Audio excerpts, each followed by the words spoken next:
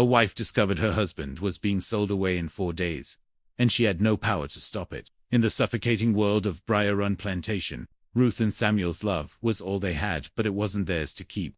When Ruth overheard the master and a slave trader arranging Samuel's sale, she faced an impossible choice: tell him the truth and break his spirit, or stay silent and lose him forever. With the overseer watching their every move and time running out like sand through desperate fingers, Ruth risked everything: her safety, her life, her very salt, to save the man she loved. She disrupted a legal sale with nothing but her voice and her courage. She defied a system built to crush people like her.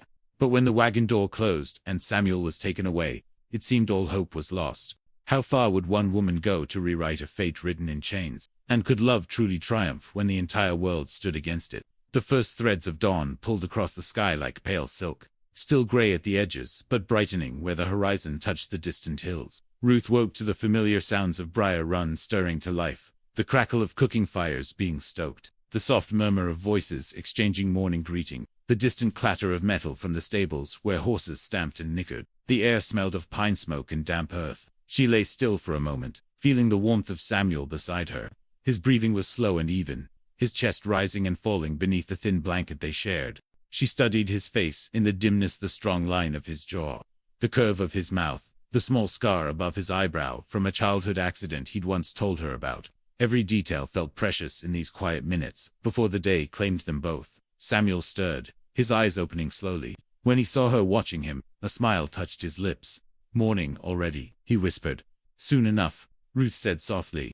She reached for his hand beneath the blanket, their fingers intertwining. "But we got a minute or two." They lay together in the stillness, neither speaking. Words weren't always necessary between them. They'd been married near on 2 years now, and Ruth had learned to read the language of his silences. The way his thumb brushed across her knuckle meant he was grateful for her presence. The way he squeezed her hand meant he was gathering strength for the day ahead.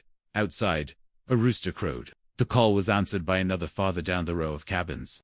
Samuel sighed and sat up, the blanket falling away from his shoulders. He was lean and strong, his arms marked with the evidence of long days in the fields. He reached for his shirt hanging on a peg near the door. "They got us clearing the south field today," he said, pulling the shirt over his head.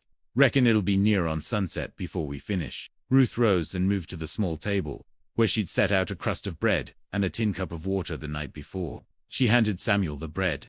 He took it gratefully, eating slowly to make it last. "I'm up at the big house today," Ruth said, smoothing down her dress. "Laundry duty." Samuel nodded, chewing thoughtfully. "You be careful near that house. Overseer Talford been prowling around more than usual." Ruth felt a small shiver of unease at the mention of Talford's name. The overseer was a hard man, with cold eyes and a quick temper. He moved through the plantation like a hawk watching for weakness, always ready to swoop down with punishment. The enslaved people of Briar Run had learned to make themselves small when he was near, to keep their eyes down and their voices quiet. "I'll be careful," Ruth promised. Samuel finished the bread and stood, reaching for his hat.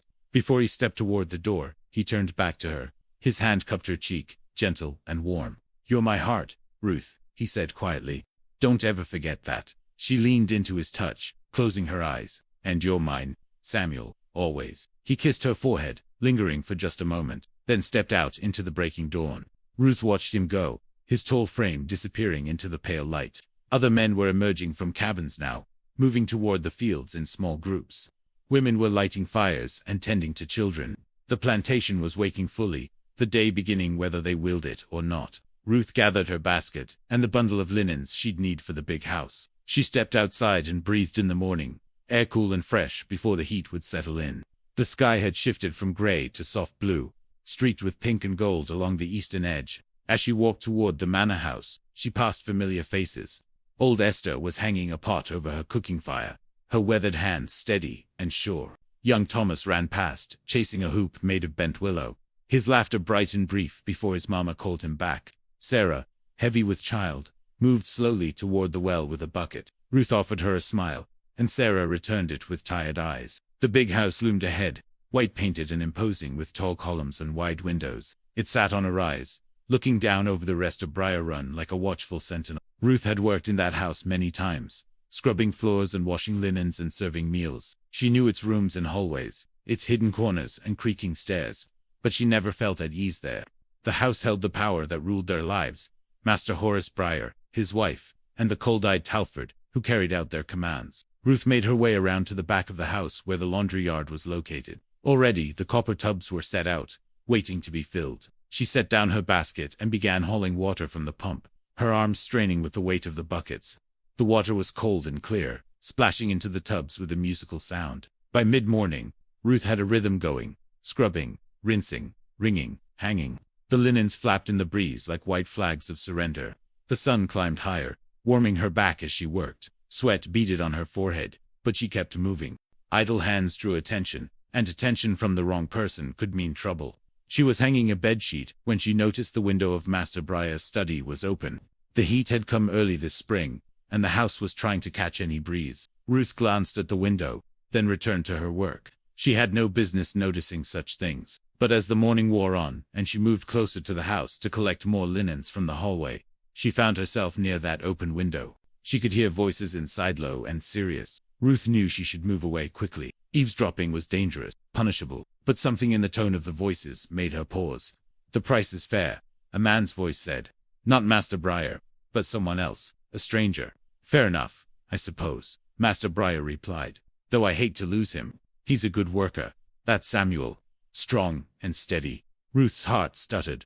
Samuel. They were talking about Samuel. She stood frozen in the hallway, a folded shirt clutched in her hands. The voices continued. "You'll get your payment upon delivery," the stranger said. "I'll return in 6 days to collect him. Have him ready by dawn." 6 days, Master Briar agreed. "I'll have Talford prepare the paperwork." The words landed on Ruth's like stones. 6 days. Collect him. Samuel was being sold. Her hands began to tremble. The shirt slipped from her fingers and fell to the floor with a soft thump. Ruth gasped and quickly bent to pick it up, her heart hammering so hard she feared it might burst from her chest. She clutched the shirt and hurried away from the study door, her legs shaking beneath her. She made it outside to the laundry yard before the tears came. She pressed the back of her hand to her mouth, trying to hold back the sob that wanted to escape. Samuel. They were taking Samuel from her. Ruth forced herself to breathe slowly. She couldn't fall apart. Not here. Not where anyone might see. She blinked hard and wiped her eyes with the corner of her apron. Her hands were still shaking, but she picked up another wet sheet and began hanging it on the line, using the familiar motion to steady herself. The rest of the day passed in a blur. Ruth moved through her tasks mechanically, her mind spinning. She folded linens and scrubbed stains and carried baskets, all while her thoughts raced in circles. Samuel was being sold. In 6 days, he would be taken away from her, forever. She thought about telling him. She thought about screaming the truth to the sky. She thought about running. But every thought ended in the same crushing reality. They had no power here. They owned nothing. Not even their own bodies. Master Briar could sell Samuel as easily as he could sell a horse or a plow, and there was nothing they could do to stop it. When the sun finally began its descent toward the western horizon, Ruth finished her work and made her way back to the quarters. Her feet felt heavy, each step an effort. She saw Samuel in the distance, walking back from the fields with the other men. His shirt was dark with sweat, his face lined with exhaustion, but when he saw her, he smiled. That smile broke something inside her. Ruth felt tears prick her eyes again, but she forced them back. She couldn't tell him, not yet. If she told him now, it would destroy him. He would spend these last days in agony, knowing what was coming. She couldn't do that to him. So when Samuel reached her and took her hand, Ruth smiled back. She let him lead her toward their cabin. Let him talk about the day's work and the traveling preacher someone said might be coming through Briar Run. She nodded and made small sounds of agreement, all while her heart was shattering into pieces. That evening, as they sat outside their cabin door, eating their small portion of cornmeal and greens, Ruth listened to Samuel's voice and memorized it. She watched the way the fading sunlight caught in his eyes, the way his hands moved when he talked. She was building a storehouse of memories, knowing these might be all she had left. Later, as darkness settled over the plantation, Ruth lay awake beside Samuel. He had fallen asleep quickly, exhausted from the day's labor. But Ruth couldn't rest. She stared at the ceiling, her thoughts churning. There had to be something she could do, some way to stop this. She couldn't just stand by and watch Samuel be taken from her. But what power did she have? She was a slave, property, nothing more than a tool in Master Briar's hands. Ruth turned her head to look at Samuel's sleeping face. In the dimness, she could barely make out his features, but she knew them by heart. This man was her everything, her companion, her love, her reason to keep breathing through each hard day. "I won't let them take you," she whispered into the darkness. "I don't know how yet, but I swear I'll find a way." Samuel didn't stir.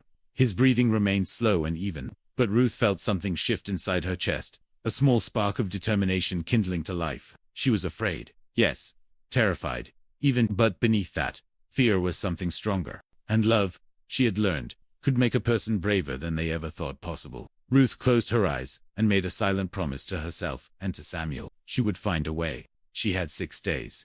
6 days to figure out how to save the man she loved. The night stretched on.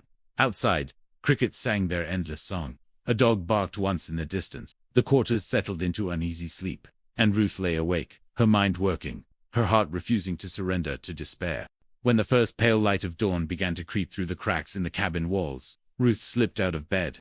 Samuel still slept, his face peaceful in repose. She stood looking down at him for a long moment, then quietly pulled on her dress and shoes. She stepped outside into the cool morning air. The plantation was still mostly silent, though a few early risers were already stirring. Ruth walked to the edge of the quarters and stood staring toward the big house in the distance. Somewhere in that house were answers. Somewhere there was a way to change what was coming. She just had to find it. Ruth wrapped her arms around herself against the morning chill and made a decision. She would go back to the big house today. She would watch and listen. She would be careful and quiet and invisible. But she would learn everything she could about this sale, about the trader, about the timing and the paperwork. Knowledge was power, even for someone like her. And she would use every scrap of knowledge she could gather to find a way to keep Samuel by her side. The sun broke over the horizon, spilling golden light across Briar Run. A new day was beginning. And Ruth, standing at the edge of her small world, felt something fierce and determined to take root in her heart. They thought they could choose her future. They thought they could decide who she loved and who she lost. But Ruth was done being powerless. Somehow, some way, she would fight for what was hers. She would fight for Samuel. She would fight for their love. And she would not give up until the very last breath left her body. Ruth began her chores early that morning, arriving at the big house before most of the other workers. The dew still clung to the grass, soaking the hem of her dress as she walked. She carried her basket of cleaning supplies and kept her eyes down, but her mind was sharp and alert. She needed to get close to Master Briar's study again. She needed to learn more about the sale, when exactly the trader would return, what paperwork was involved, anything that might help her find a weakness in their plans. The house was quiet in the early morning. The family hadn't risen yet, and only a few house servants moved through the halls on soft feet. Ruth started her work in the back rooms, dusting and sweeping, but she kept her ears open for any sound from the study. Around mid-morning, she heard footsteps in the hallway. She glanced up and saw Talford striding toward Master Briar's study, his boots heavy on the wooden floor. Ruth quickly bent her head and pretended to focus on polishing a side table, but she positioned herself near the doorway. "The papers are ready for your signature," Talford said, his voice carrying into the hall. "I moved things along faster than planned. The trader will come in for days now, not 6. Ruth's heart seized. For days.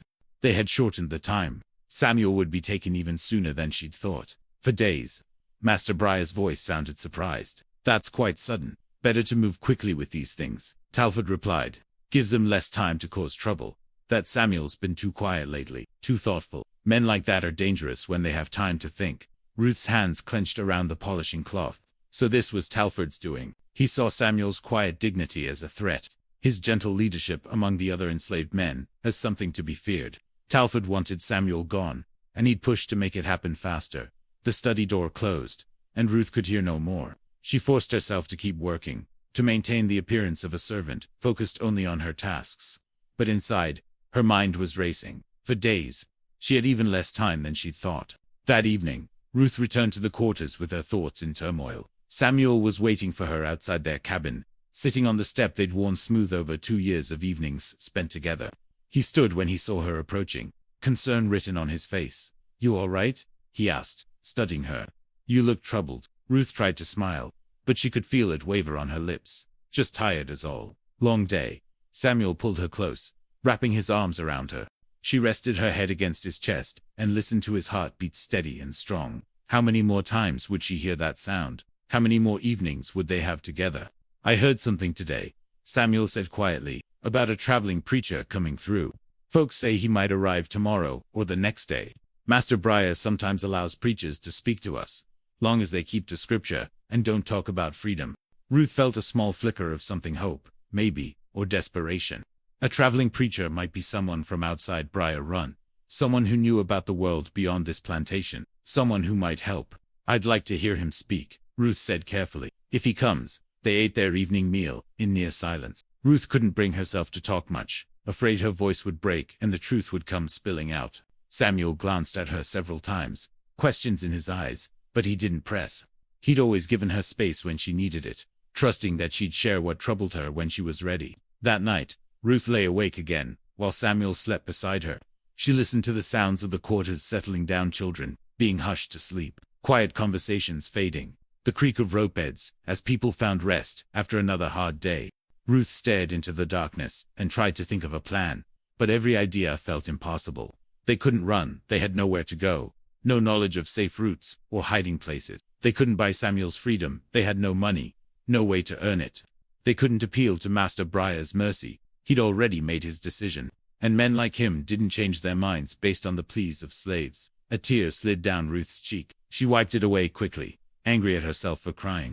Tears wouldn't save Samuel. She needed to be strong. She needed to think. By the time dawn came, Ruth had made a decision. She would seek out the traveling preacher if he came. She would tell him everything. It was a risk. He might refuse to help, might even report her for speaking out of turn, but it was the only chance she could see. The next day passed in agonizing slowness. Ruth worked at the big house, her hands moving through familiar tasks, while her heart pounded with anxiety. Every time she heard footsteps, she tensed, wondering if it was the trader arriving early. But the day wore on without incident. It was late afternoon when she heard the commotion.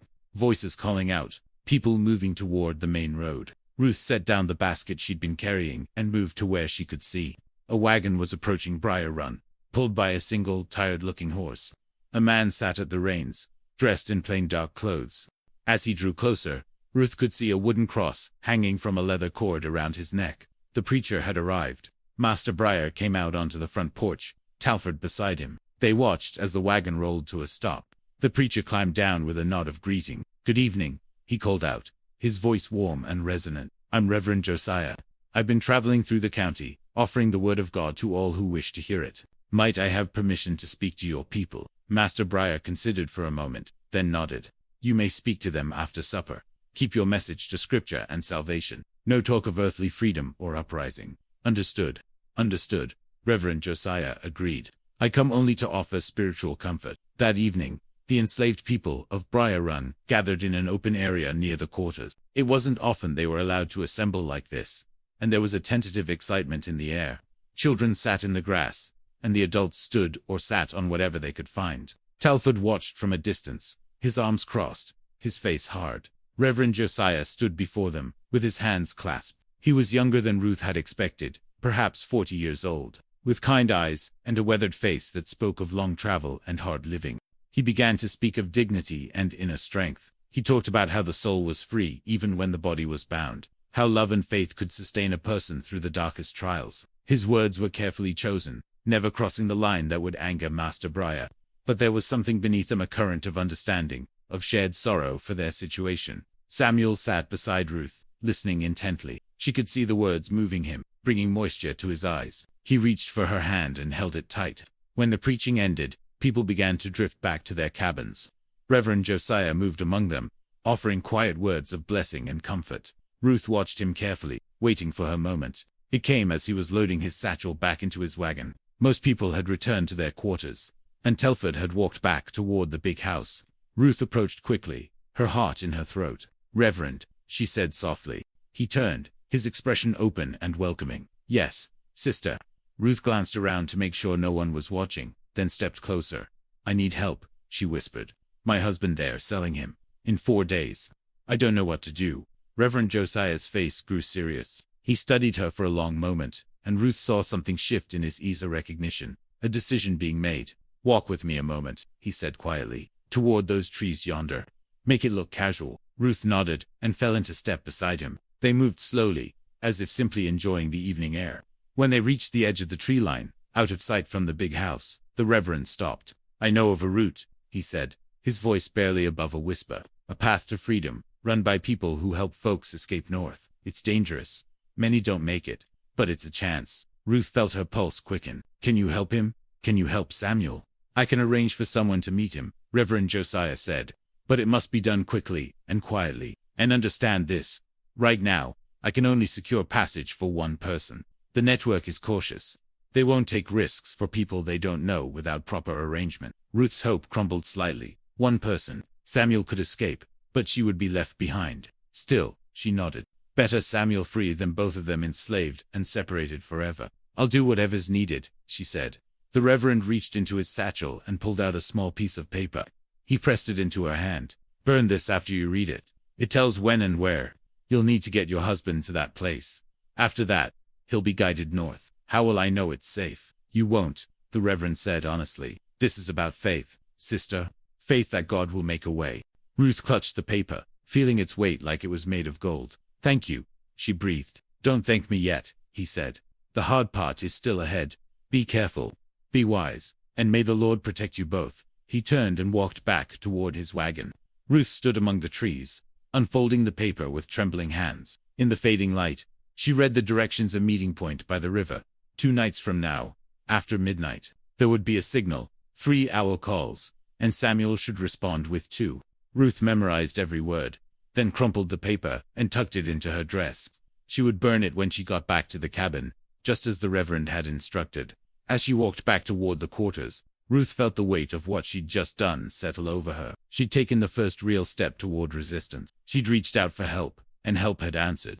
Now came the hardest part, telling Samuel everything. She found him sitting outside their cabin, looking up at the first stars appearing in the darkening sky.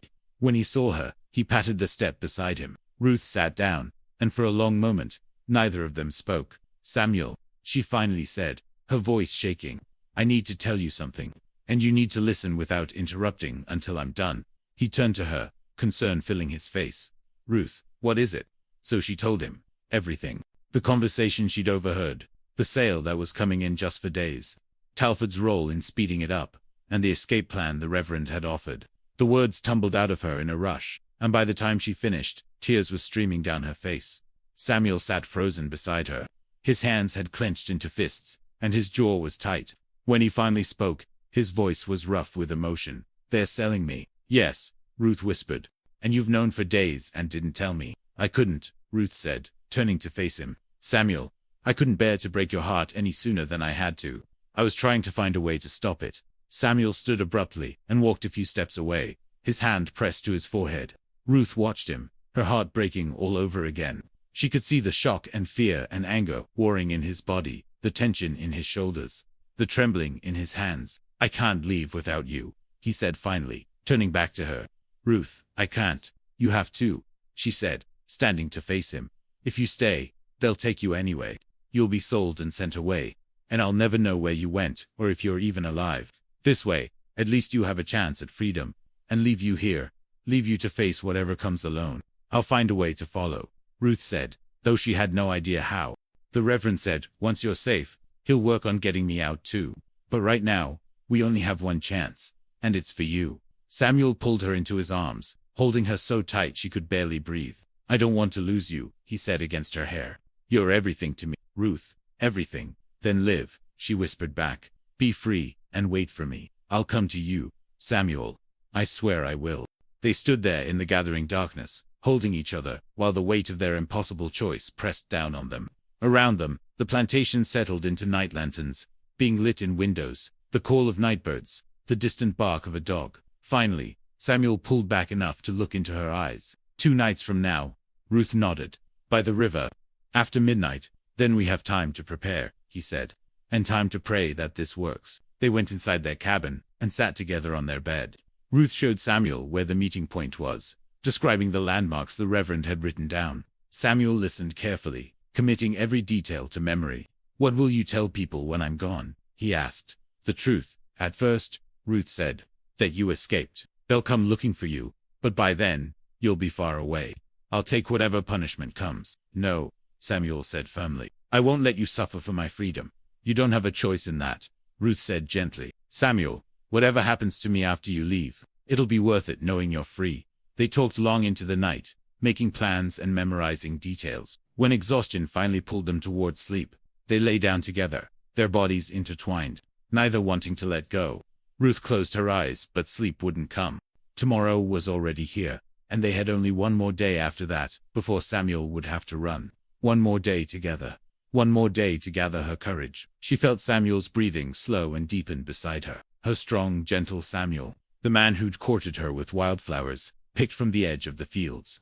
The man who'd promised to love her until his last breath. The man she was about to send away into terrible danger, because it was the only chance they had. Ruth pressed her face into his shoulder and let herself cry silently. Tomorrow, she would be strong. Tomorrow, she would be brave. But tonight, in the darkness, she let herself grieve for what they were about to lose. Outside, the night stretched on. Stars wheeled overhead. The world kept turning. And two people held each other close, knowing their time together was running out like sand through desperate fingers. Morning came too quickly. Ruth woke to find Samuel already awake, staring at the ceiling. His hand found hers beneath the blanket, their fingers intertwining with familiar ease.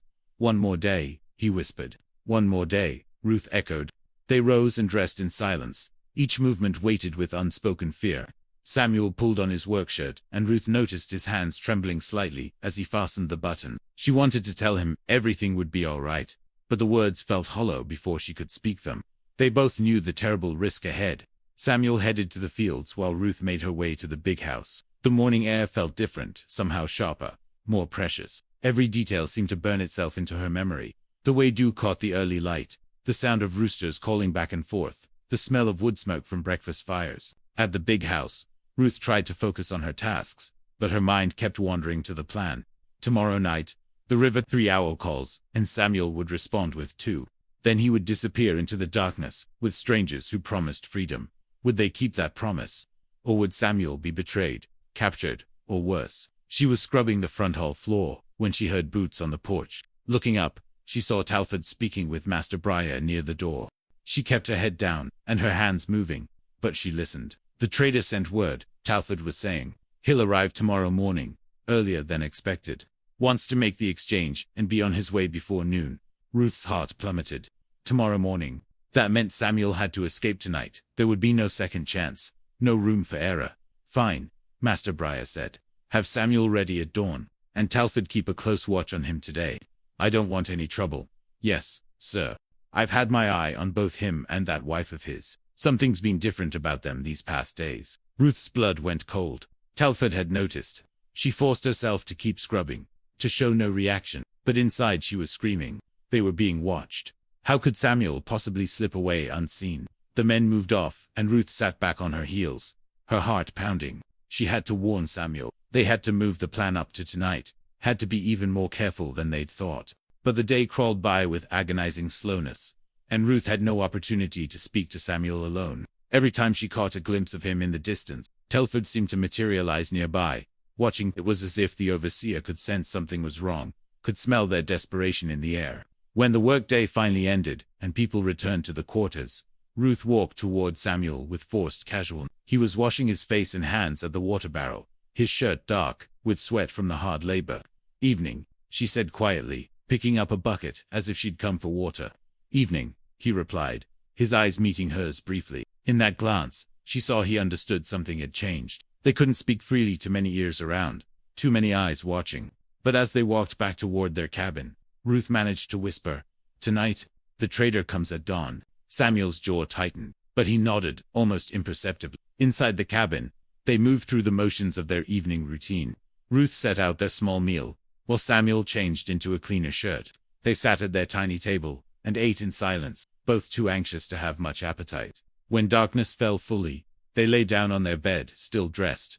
They would wait until the quarters were deeply asleep, until the patrols had made their rounds, and then Samuel would slip away. Ruth stared at the ceiling, counting her heartbeats, measuring time by the movement of the moon's light across their floor.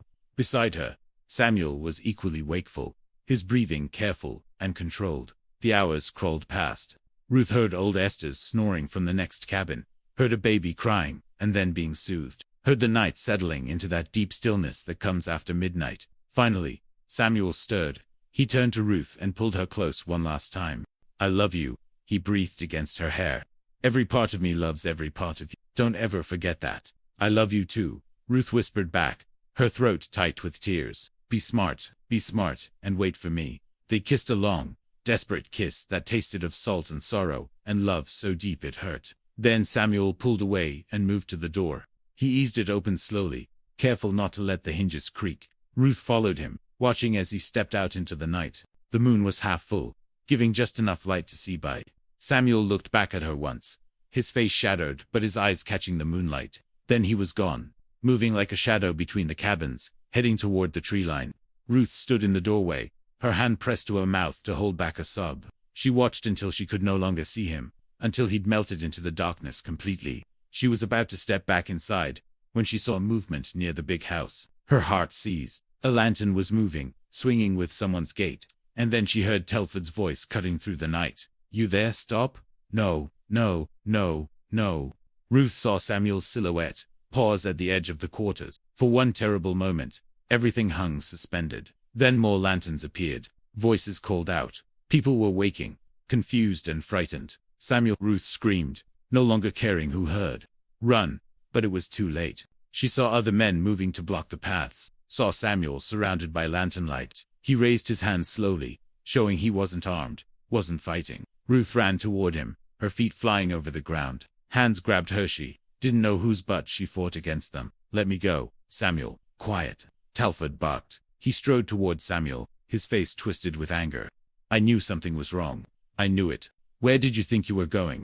Samuel stood tall, his face calm despite the fear Ruth knew he must be feeling. "I was going to freedom," he said clearly, "and I'd do it again if I could." Telford's hand shot out and struck Samuel across the face. Ruth screamed, struggling harder against whoever held her. She saw Samuel's head snap to the side, saw blood appear at the corner of his mouth. "Get him to the barn," Telford ordered. "Lock him in and post a guard. The trader can collect him at dawn as planned. And you," he turned to Ruth, his eyes hard as stone, "you go back to your cabin and don't come out until morning. You speak one more word tonight and you'll regret it." They dragged Samuel away, his eyes finding Ruth's one last time before they pulled him into the darkness, toward the barn. The hands holding Ruth finally released her, and she collapsed to her knees in the dirt. Around her, people were being ordered back to their cabins. Voices called out confused questions. Children cried. The quarters that had been so still moments ago now churned with frightened energy. Ruth knelt in the dirt, her whole body shaking. They had failed. Despite everything, the plan, the Reverend's help, the desperate hope, they had failed. And now Samuel would be taken from her, just as she'd feared. Hands touched her shoulders gently. She looked up to see Sarah, the woman who was heavy with child, kneeling beside her. "Come on," Sarah said softly. "Come back to your cabin. You can't help him by staying out here." Ruth let herself be led back inside. Sarah stayed with her, sitting beside her on the bed while Ruth wept. She cried until her throat was raw, until no more tears would come, until she was empty of everything but grief. "I tried," Ruth whispered hoarsely. "I tried to save him." "I know," Sarah said, rubbing her back. "I know you did." Eventually Sarah left, promising to check on Ruth in the morning. Ruth lay down on the bed, that still smelled like Samuel-like sweat and earth and the soap they used for washing. She pressed her face into his pillow and tried to imagine she could still feel his warmth there. The night stretched endlessly. Ruth didn't sleep. She lay awake watching the first gray light of dawn creep into the cabin, knowing what it meant. The trader would be here soon. Samuel would be loaded into a wagon and taken away, and she would never see him again. She heard the wagon arrive as the sun was rising, heard the voices outside, the sound of the barn door opening. She forced herself to stand, to walk to the door, to look out. They were bringing Samuel from the barn. His hands were bound in front of him, not cruelly tight, but secure enough. His face was swollen where Telford had struck him, but his eyes were clear. He walked with dignity, his head up, even as they led him toward the trader's wagon. Ruth stepped outside. Other people were emerging from their cabins too, drawn by the commotion. They watched in somber silence as Samuel was brought forward. The trader was checking his papers with Master Briar. Money changed hands. Telford stood nearby with his arms crossed, looking satisfied with himself. Ruth's eyes met Samuel's across the distance. Everything she felt, all her love, her sorrow, her desperation, she poured into that look. Samuel's face crumpled slightly, his carefully maintained composure cracking. His lips moved, forming words she couldn't hear but knew by heart. "I love you." The trader gestured toward the wagon. They were about to load Samuel inside. This was it, the final moment. Ruth felt something break loose inside her chestnut, her heart breaking, but something else. Something fierce and bright and furious. She had tried to save Samuel quietly, secretly, through careful plans and whispered arrangement. That had failed. There was only one thing left: to try something bold, something reckless, something that might get her killed, but was the only chance remaining. Ruth stepped forward, her voice ringing out clear and strong. Wait. Every head turned toward her. Talford's face darkened with anger. Master Briar looked surprised. The trader paused, one hand on the wagon door. What is this? Master Briar demanded. Ruth walked forward, her legs shaking but her voice steady. She had no plan, no careful strategy. She had only the truth and a desperate gamble. I know something, she said, looking directly at the trader. Something about these papers you're signing. Something about sales that weren't proper. About documents that won't hold up if anyone looks too close. It was a lie. At least, she thought it was. But she'd heard whispers before about Master Briar's business dealing, about corners cut, and records that didn't quite match. She was betting that the trader, a man who dealt in human lives, would be cautious about anything that might threaten his reputation or his business. The trader's eyes narrowed. What are you talking about? Nothing, Telford snapped. She's lying, trying to save her husband. Maybe, Ruth said, her heart pounding so hard she thought it might burst. Or maybe I was in the big house doing laundry when I shouldn't have been. Maybe I heard things discussed. Things about sales made without proper witnesses. Things that could make a trader look bad if word got around. She was making it up as she went, throwing out whatever might stick. But she saw something shift in the trader's face, a flicker of doubt, of concern. I don't deal in questionable sales, the trader said slowly. He turned to Master Briar. If there's any irregularity with these papers, there isn't, Master Briar said quickly. She's a slave. She's lying to disrupt the sale. Then you won't mind if I have my lawyer examine everything before we proceed, the trader said. His voice had gone cold. I've built my business on proper documentation. I won't risk my reputation. This is absurd, Telford protested. You can't listen to her. But the trader was already stepping away from the wagon. I'll return when I'm satisfied everything is in order. I'm not taking this man until I'm certain. He already paid. Master Briar called after him. And I'll collect my payment back if I decide not to proceed, the trader said over his shoulder. He climbed onto his wagon seat and picked up the reins. Within moments, he was driving away, his wagon kicking up dust on the road. A stunned silence fell over the yard. Ruth stood frozen, hardly believing what had just happened. She'd been certain they would drag her away, punish her for speaking out. But the trader had listened. He'd actually listened. Samuel was standing near the barn, still bound, staring at her with a mixture of shock and fear, and something that might have been pride. Master Briar's face had gone red with fury. He turned on Ruth. You've disrupted a legal sale with lies, and maybe they were lies, Ruth said, surprising herself with her own boldness. Or maybe they weren't. But that trader won't come back without checking everything first. And if he finds anything wrong, anything at all, his business suffers. Men like him care more about their reputation than anything else. It was true. She'd taken a guess about what would frighten a slave trader most, and she'd been right. Master Briar looked like he wanted to strike her. His hands clenched and unclenched at his sides. Talford moved forward, clearly ready to punish Ruth for her outburst. But Master Briar held up a hand. Wait, he said through gritted teeth. Take Samuel back to the barn. Keep him secured. And you, he pointed at Ruth, you'll answer for this disruption. But first, I need to review those papers myself. He stormed back, toward the big house, Talford following close behind. The other enslaved people began to drift back toward their work, casting glances at Ruth that mixed admiration with fear. What she'd done was dangerous, perhaps even fatal, but she'd bought time. Ruth stood trembling as two men led Samuel back to the barn.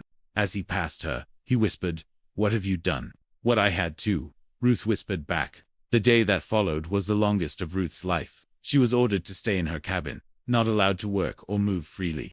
She sat on her bed, her mind racing. What would happen now? Would the trader return angry, demanding the sale proceed? Would Master Briar punish her for the disruption? And what of Samuel, locked in the barn, waiting for a fate still uncertain? As afternoon shadows grew long, Ruth heard hoofbeats approaching. She moved to the small window and saw a sight that made her breath catch. Reverend Josiah's wagon. But this time he wasn't alone. Beside him sat a woman dressed in traveling clothes, her face kind but determined. They pulled up to the big house and dismounted. Ruth pressed closer to the window, straining to see. Master Briar came out onto the porch, his face showing surprise and irritation. "Reverend," he said coolly, "I didn't expect you back so soon. I've come on an urgent matter." Reverend Josiah said, "This is Mrs. Eleanor Hartwell. She has business with you, regarding some of your people." Mrs. Hartwell stepped forward, producing a leather folder from her bag. "Mr.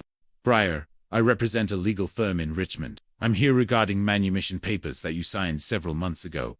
Master Briar's face went pale. Manumission papers? I signed no such. I have them here, Mrs. Hartwell interrupted, opening the folder. Witnessed and filed with the county clerk. You signed them during your campaign for county supervisor, if you recall. You made several promises about freeing select slaves as a show of your progressive values. Papers were drawn up at your request. Ruth couldn't hear the rest of the conversation clearly, but she saw Master Briar take the papers, his hands shaking slightly. He read through them, his expression growing more strained with each moment. Talford appeared on the porch, and the two men engaged in a heated, hushed conversation. Finally, Master Briar looked up at Mrs. Hartwell. These papers name Samuel and Ruth specifically. Yes, Mrs. Hartwell said calmly, among others. The papers were properly executed and filed. They are legally binding, but I never intended these were for show. For the campaign, I never expected anyone to actually enforce them. Nevertheless, they are legal documents, Mrs. Hartwell said. Her voice was firm but not unkind. And I'm here to ensure they are honored. The alternative would be to contest them publicly in court, which I suspect would not serve your political ambitions well. Ruth's heart was pounding so hard she could barely breathe. Manumission papers, freedom papers, with their names on them. How had this happened? Had Reverend Josiah somehow arranged this? But how could he have known about papers Master Briar had signed months ago? On the porch, Master Briar was clearly weighing his options. He looked at the papers again, then at Mrs. Hartwell's composed face, then at Reverend Josiah, who stood quietly but firmly beside her. This is highly irregular, Master Briar finally said. Nevertheless, it is legal, Mrs. Hartwell replied. I can wait while you consult your own lawyer if you wish, but these papers are filed with the county clerk. They exist in the public record. Denying them would require a court battle you cannot win. Telford leaned close to Master Briar, whispering urgently. Ruth could see the overseer's face was red with anger, could see him gesturing emphatically, but Master Briar shook his head slowly. The master looked out across his plantation at the fields, at the quarters, at the people who represented his wealth and power. Then he looked back at the papers in his hands. Very well, he said finally, the words seeming to cost him dearly. The papers will be honored. Samuel and Ruth may go free. Ruth's legs gave out. She sank to the floor of the cabin, her hands pressed to her mouth. Free. The word echoed in her mind, too big and impossible to fully grasp. Free. She heard footsteps approaching and scrambled to stand. The door opened, and Reverend Josiah appeared, his face gentle with understanding. Come, he said quietly. They're releasing Samuel from the barn. You should be there when he walks out. Ruth followed him on trembling legs. They walked toward the barn where a small crowd had gathered enslaved people who'd heard the commotion and come to see what was happening. Talford stood near the barn door, his face thunderous, but he made no move to stop them. The barn door opened, and Samuel emerged, squinting in the afternoon light. The ropes had been removed from his wrists. He looked confused, uncertain, his eyes scanning the crowd until they found Ruth. She ran to him, and he caught her in his arms. They held each other tightly, neither speaking, both shaking with the magnitude of what was happening. Mrs. Hartwell approached with the papers. These documents grant you both your freedom, she explained. You are no longer property. You are free citizens, able to go where you choose and work for wages. Do you understand? Samuel nodded slowly, still looking dazed. We're free. Both of us. Both of you, Mrs. Hartwell confirmed. She handed the papers to Samuel. Keep these safe. They are proof of your status. Without them, you could be captured and re-enslaved. Guard them with your lives. Ruth looked at Reverend Josiah. How did you do this? How did you know about these papers? The Reverend smiled slightly. I make it my business to know things. When I learned of Samuel's impending sale, I did some research into Master Briar's affairs. I discovered he'd signed these papers months ago, during his campaign documents he never intended to honor, but which were nonetheless legal and binding. Mrs. Hartwell and I decided it was time to remind him of his obligation. But why would he sign them at all? Samuel asked. Politics, Mrs. Hartwell said, with a touch of disdain. He wanted to appear enlightened and progressive to certain voters. He signed several manumission papers, thinking they would never be enforced. He underestimated the power of properly filed legal documents. Ruth felt tears streaming down her face again, but these were different from the tears of the past days. These were tears of relief, of joy, of disbelief at this impossible turn of fortune. Master Briar appeared, his face rigid with suppressed rage. Take your papers and go, he said coldly to Ruth and Samuel. You have until sunset to gather your belongings and leave my property. We don't need until sunset, Samuel said quietly. His voice was steady now, growing stronger. We don't have much to gather. They walked back to their cabin one last time. Other people came to say farewell. Sarah, with tears in her eyes, Old Esther with a whispered blessing. Young Thomas pressing a small carved wooden bird into Ruth's hand. "So you remember us," he said. "I could never forget," Ruth promised, closing her fingers around the gift. Inside the cabin, Ruth and Samuel gathered their few possessions: extra clothes, a blanket, a tin cup Samuel had mended many times. The space that had been their home for 2 years suddenly felt smaller, the walls closer. They were leaving behind everything familiar, stepping into a future they couldn't imagine, but they would face it together. Reverend Josiah waited outside with his wagon. "I can take you as far as the river town," he offered. "There's a boarding house there run by free black folks.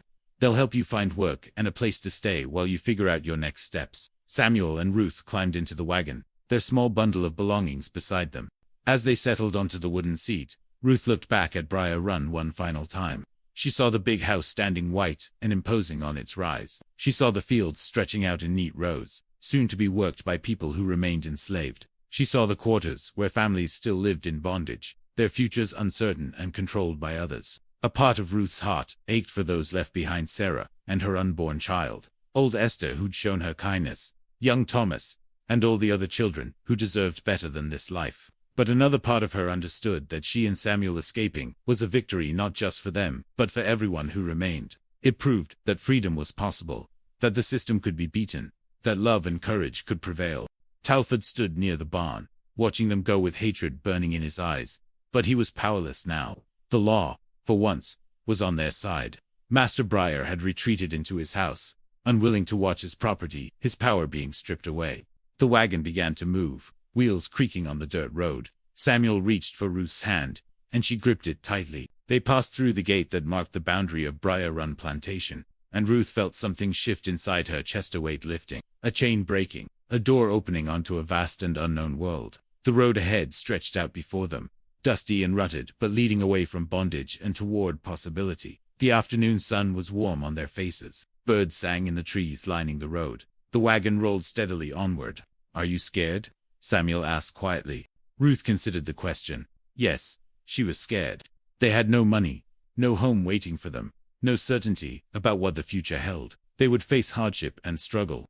The world beyond Briar Run was not kind to freed slaves. There would be prejudice and danger, hunger and uncertainty. But they would face it together, as free people, making their own choices. "I'm terrified," Ruth admitted, "but I'm also more alive than I've ever been." Samuel smiled and lifted her hand to his lips, kissing her knuckles gently. "We made it, Ruth. Against all odds, we made it." She leaned her head against his shoulder, watching the landscape roll by. They passed fields and farms, small homesteads and stretches of forest. Each turn of the wagon wheels carried them farther from their past and closer to their future. As the sun began to sink toward the western horizon, painting the sky in shades of orange and pink and gold, they crested a hill and saw the river town spread out below. Smoke rose from chimneys. Boats bobbed on the water. People moved through the streets on their own business, free to come and go as they pleased. Reverend Josiah pointed to a modest building near the center of town. "That's the boarding house I mentioned. Mrs. Cooper runs it. Tell her I sent you. She'd give you a fair price and help you find work." The wagon descended the hill and rolled into town. Ruth felt Samuel sit up straighter beside her, his eyes taking in everything. She knew he was thinking about the future, about the work they would need to find, about building a life from nothing. But they had each other, and they had something more precious than gold: their freedom. The wagon stopped in front of the boarding house, and Reverend Josiah helped them down. Mrs. Hartwell, who had ridden alongside them, produced a small purse. "This is a gift," she said, pressing it into Ruth's hands. "Enough for a few weeks' room and board, while you find your footing. Use it wisely." Ruth wanted to protest, but the kindness in Mrs. Hartwell's eyes stopped her. "Thank you," she whispered, "for everything.